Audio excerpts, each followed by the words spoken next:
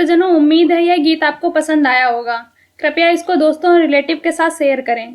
अगर आपको किसी भजन पर प्रस्तुति चाहिए तो कमेंट करें। हम आपके लिए इस चैनल पर उस भजन को प्रस्तुत करने का प्रयास करेंगे। अगर आपने हमारे YouTube चैनल को सब्सक्राइब नहीं किया है तो तुरंत सब्सक्राइब करें और बेल आइकन दबाना बिल्कुल ना भूलें। धन्यवाद।